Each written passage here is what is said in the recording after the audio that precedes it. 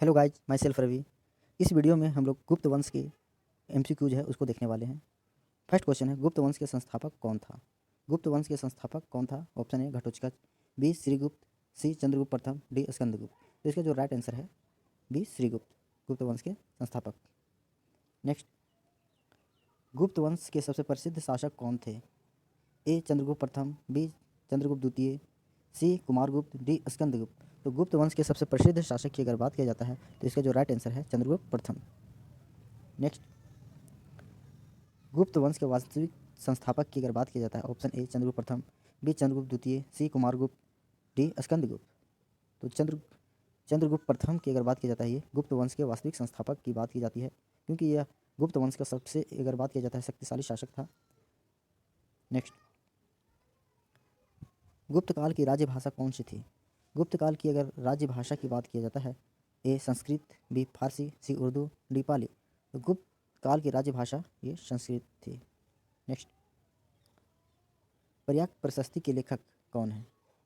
Option A Kumaragupta, B Harisena, C Fahien या D Harshvardhan. पर्याक प्रशस्ति के लेखक जो हैं ऑप्शन बी हरिसेन है। Next,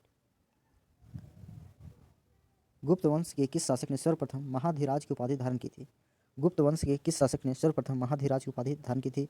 option A Srigupta, B Chandragupta प्रथम, सी समुद्रगुप्त या डी इनमें कोई नहीं। तो जो महाधिराज की उपाधि धारण की थी, ऑप्शन बी जो है ये राइट आंसर है, चंद्रगुप्त प्रथम।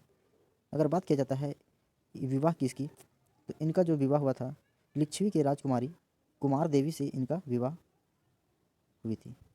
कुमार देवी से अपने प्रभाव को ये बढ़ाने के लिए विवाह लिच्छवी की राजकुमारी से की थी। नेक्स्ट, गुप्त वंश किसके समकालीन थे? ऑप्शन ए कुषाणों के, बी मौर्यों के, सी सातवाहनों के, डी इनमें कोई नहीं।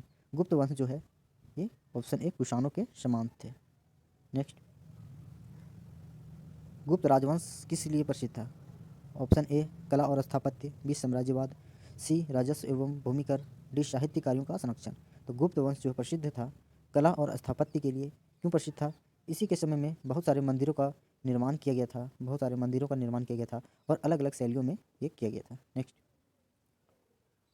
फहियान किसके शासनकाल में भारत आया था? तो फहियान की अगर बात किया जाता है किसके शासनकाल में भारत आया था? ऑप्शन ए चंद्रगुप्त द्वितीय, बी अशोक, सी हर्षवर्धन और डी चंद्रगुप्त प्रथम। फहियान की बात किया जाता है तो ऑप्शन ए चंद्रगुप्त द्वितीय के शासनकाल में ये भारत आया था। फहियान की अगर बात करते हैं तो यह एक चीनी चीनी बौद्ध यात्री था। ये एक चीनी बौद्ध यात्री था। नेक्स्ट, मंदिर निर्माण कला का जन्म सर्वप्रथम कहाँ हुआ था? ऑप्शन ए मौर्य काल में, बी गुप्त काल में, सी कुषाण काल में या डी इनमें किसी में नहीं।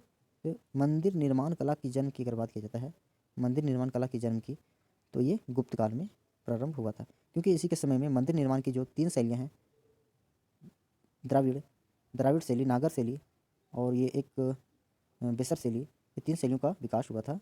तो इसका जो राइट आंसर है ये गुप्त काल है। नेक्स्ट, किस काल को संस्कृति का स्वर्ण युग या गोल्डन युग कहा जाता है? इस काल को संस्कृति का अगर बात किया जाता है स्वर्ण युग या गोल्डन युग कहा जाता है। ऑप्शन ए गुप्त काल, बी मौर्य काल, सी कुषाण काल, डी चोल काल। तो संस्कृति का स्वर्ण युग की अगर बात किया जाता है तो ये गुप्त काल को ही कहा जाता है। नेक्स्ट, ये किस शासक ने विक्रमादित्य की उपाधि धारण की थी? गुप्त वंश के किस शासक की अगर बात किया जाता है, कौन से शासक था जो विक्रमादित्य की उपाधि धारण की थी? ऑप्शन ए चंद्रगुप्त प्रथम, बी चंद्रगुप्त द्वितीय, सी कुमारगुप्त, डी स्कंदगुप्त।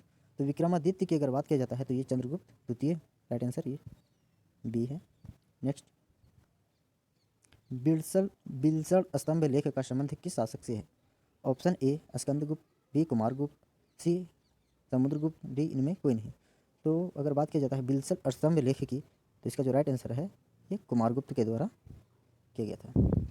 नेक्स्ट, कौन सा गुप्तकालीन शासक को कविराज कहा जाता है?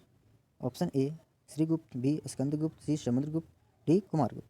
तो कविराज की अगर बात किया जाता है वह कौन सा शासक था जिसे कविराज कहा जाता है? तो इसका जो राइट आंसर है ये समुद्रगुप्त। नेक्स्ट, प्रयाग प्रशस्ति के लेखक हरिसेन, प्रयाग प्रशस्ति के जो लेखक हैं हरिसेन सेन के दरबारी कवि कौन था?